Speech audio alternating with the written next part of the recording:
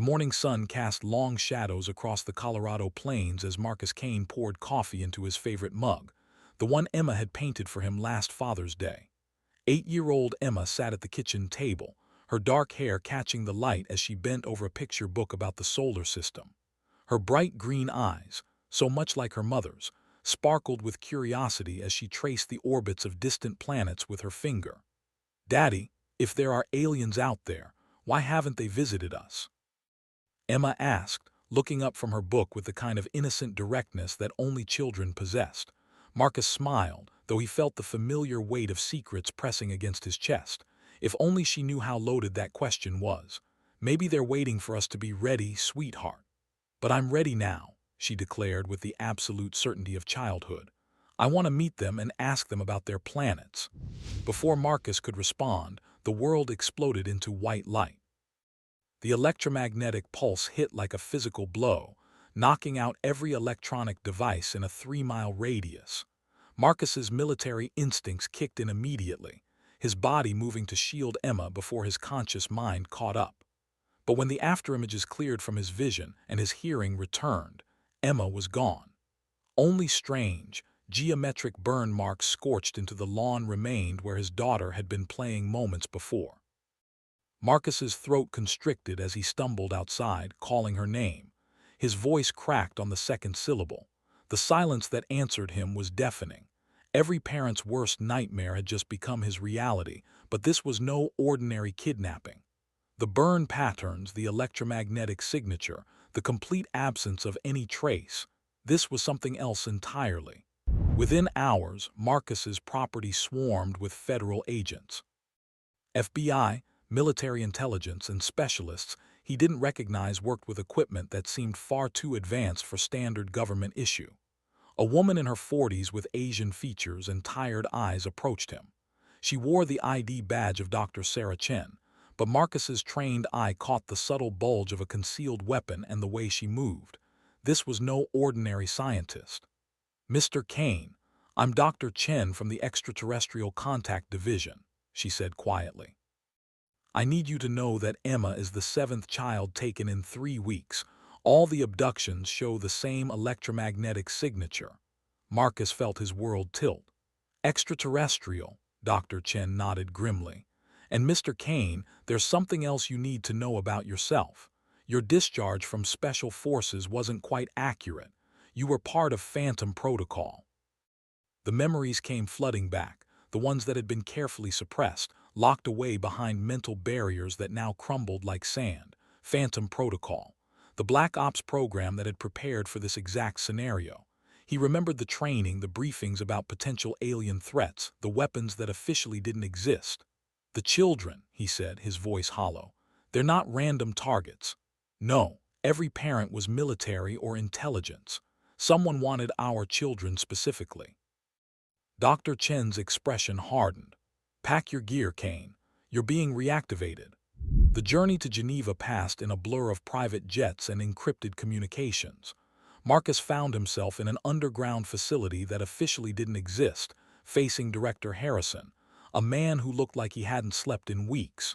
Behind him, holographic displays showed star maps and alien script that hurt to look at directly. "15 years ago, we made first contact," Harrison began without preamble. "Not the dramatic landing on the White House lawn you see in movies, quiet, careful through intermediaries. We've been members of something called the Galactic Monitoring Council ever since." Marcus absorbed this information with the same calm that had gotten him through his worst missions. "And now, the species that took our children are called the Kethvar. They're new to the galactic community, scientists and researchers. They don't follow the protocols." Harrison's jaw tightened. "There's one rule every species in the galaxy follows religiously, Kane. One absolute law that has never been broken in recorded history, which is, never harm human children." The weight of those words settled in Marcus's chest like lead. "Why?" Harrison activated another hologram, showing the ruins of what had once been a vast space station. 200 years ago, a species called the Zelanti made that mistake. They abducted human children for their slave markets. When humanity found out, he gestured to the debris field. The Zelanti Empire ceased to exist within 6 months. Every colony, every outpost, every ship. The galaxy learned that humans could be reasoned with, negotiated with, even defeated in conventional warfare, but threaten our children and we become something else entirely. Marcus stared at the ruins, understanding beginning to dawn. The Kethvar don't know. They're too new, too arrogant. They consider themselves above what they call primitive emotional responses. They think we're just another species to be studied. Harrison leaned forward. They're about to learn why emotions make us the most dangerous species in the galaxy. The reunion with his Phantom Protocol team felt like coming home and walking into hell simultaneously. Commander Lisa Rodriguez had aged well, her Navy SEAL training evident in every controlled movement, but her eyes held the same desperate fury that burned in Marcus's chest. Her daughter Sophia had been taken from a playground in San Diego. Tech specialist David Park looked like he hadn't slept since his son Kevin vanished from their home in Seattle. The normally unflappable Air Force cyber warfare expert's hands shook slightly as he worked on alien tech interfaces, channeling his fear into furious productivity. Ahmed Hassan, the Marine demolitions expert, had lost twin daughters, Layla and Nora, while they played in their grandmother's garden in Detroit. His usual easy smile had been replaced by a mask of lethal calm that Marcus recognized from their worst missions together. Elena Volkov, the Army Ranger sniper, said nothing about her son Mikhail's abduction from a Moscow park, but her rifle hadn't left her hand since arriving at the facility. Her pale blue eyes held the kind of cold focus that had made her legendary among special operations communities. 5 parents, 5 children stolen, 5 of the most dangerous humans alive, united by grief and purpose. The facility is here. Dr. Chen indicated a point on the holographic star map. Asteroid Belt Mining Station, heavily shielded. The Kethvar are using it as a research base. Marcus studied the tactical display. How do we know the children are alive? Because they're still experimenting, David said, his voice tight. I've been monitoring their communications. They're studying neurological development, specifically human brain chemistry under stress. The words hit Marcus like physical blows. His little girl, terrified and alone, being subjected to alien experiments. The rage that rose in his chest was so pure, so focused, that for a moment he understood exactly why the galaxy feared humanity. They're comparing human children to other species, Dr. Chen continued. What they don't understand is that human brains physically change when our children are threatened. Neural pathways literally rewire themselves for violence, for protection, for revenge. They think they're studying specimens. They're actually creating the very weapon that will destroy them. Harrison activated another display, showing sleek ships that looked like nothing Marcus had ever seen. The Ghost Fleet, 12 vessels built from salvaged alien technology and human innovation. They move unlike anything in galactic space because they're designed around human reflexes and tactical thinking. Marcus examined the ship's schematics. Every line, every system had been optimized for the kind of chaotic, adaptive warfare that humans excelled at. While aliens had spent millennia perfecting predictable, logical combat strategies, humans had learned to fight dirty, to improvise, to find patterns in chaos. The plan is simple, Harrison said. The fleet creates a diversion while your team infiltrates the research facility. Rescue the children, gather intelligence, and send a message that will echo through the galaxy for the next 1,000 years. Lisa spoke for the first time since the briefing began. What about the other species? Won't they interfere? Harrison smiled grimly. I've already sent warnings through diplomatic channels. Every ambassador, every fleet commander, every government in the Galactic Monitoring Council received the same message. Humanity is reclaiming its children. Stay clear. The response had been immediate and universal. Every alien fleet in 3 sectors had suddenly found urgent business elsewhere. The galaxy was giving humanity a wide berth, waiting to see what would happen when the most emotionally driven species encountered those who had harmed their young. Marcus felt the familiar pre-mission calm settling over him. When do we leave? You left an hour ago, Harrison said. Officially, this conversation never happened. The Ghost Fleet is already in position. The journey through space was unlike anything Marcus had experienced. The The ghost ships moved through dimensions that human physicists were still trying to understand, using principles reverse-engineered from captured alien technology, but applied in ways that defied galactic convention. Where alien ships moved in precise, predictable patterns optimized for efficiency, human vessels darted and weaved like schools of fish, impossible to track or predict. Marcus watched the tactical displays as they approached the Kethvar research station. The facility was massive, a crystalline structure that seemed to grow from the asteroid itself. Defensive platforms orbited in perfect mathematical precision, exactly the kind of ordered, logical defense that human tactics were designed to exploit. "Remember," he told his team as they prepared for insertion, "we're not just rescuing our children, we're making sure this never happens again." The battle began at 3:47 ship time. The Ghost Fleet materialized from dark space like vengeful spirits, weapons already firing. Marcus watched from the infiltration craft as human tactics shredded the alien defenses. The Kethvar had prepared for conventional galactic warfare, precise exchanges of energy, calculated maneuvers, logical strategies. They found themselves facing something else entirely. Human ships moved like living things, swarming and striking from impossible angles. Kamikaze drones, a concept no alien species had ever developed, punched through shields that should have been impenetrable. The Kethvar's perfectly ordered defense grid collapsed into chaos within minutes. Marcus's team used the confusion to breach the research facility's outer hull. The corridors were too large for human proportions, designed for the tall, thin Kethvar with their elongated limbs and large heads. Everything about the place felt wrong, sterile and cold in a way that made Marcus's skin crawl. They found the detention area quickly. Ahmed's demolitions expertise made short work of the security barriers.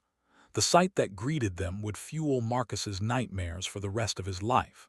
Dozens of stasis pods lined the walls, each containing a child from various species across the galaxy.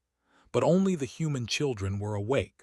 Only the human children were connected to monitoring equipment that pulsed with their life signs. Only the human children were being subjected to continuous observation. Emma was in the third pod Marcus checked. Her eyes were closed, but her vitals showed she was conscious, aware. When the pod opened and she saw her father's face behind the tactical mask, she didn't cry or scream. She looked up at him with those bright green eyes and whispered, "I knew you'd come, Daddy. I told them you'd come." The words nearly broke him. His 8-year-old daughter had endured alien captivity with a strength that made him proud and ashamed in equal measure. As he lifted her from the pod, he saw the other parents finding their children, saw the same mixture of relief and rage on their faces. "The other children," Emma said as Marcus carried her toward the exit. "We have to help them too." Of course she would think of others first. Even after everything she'd been through, his daughter's first instinct was to help. It was so purely human, so perfectly Emma, that Marcus felt his chest tighten with emotion. They freed every child in the facility, regardless of species. The alien children were terrified but unharmed. They had been stored, not experimented upon. Only the human children bore the marks of scientific curiosity, neural interfaces that had been monitoring their brain activity during their captivity. Dr. Vexhai, the lead Kethvar researcher, intercepted them in the main laboratory. The alien was tall and graceful, with large, multifaceted eyes that seemed to contain genuine confusion rather than malice. "You are responding irrationally," Vexhai said in perfect English, its voice like wind chimes. "We have harmed none of your offspring. We are merely studying their unique neurological patterns." Marcus found himself face to face with the being responsible for his daughter's suffering. Every instinct screamed at him to pull the trigger to end this creature that had treated children like laboratory specimens. But Emma's small hand on his arm stayed his finger. "You don't understand," Marcus said, his voice carefully controlled. "You can't understand. When you threaten our children, you're not just threatening our future. You're threatening everything we are, everything we value, everything we would die to protect."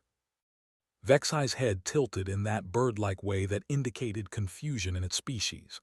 Other species also value their offspring, yet they respond with logic, with negotiation. Why do humans react with such violence? Marcus looked down at Emma, then back at the alien scientist. Because we don't just love our children, we are willing to become monsters to protect them. Every human parent would burn the galaxy to ash if it meant keeping their child safe. That's not a weakness, Doctor. That's why you should have left us alone. The facility's destruction was swift and thorough. Every piece of research, every data core, every trace of the experiments was either confiscated or destroyed. The message was clear.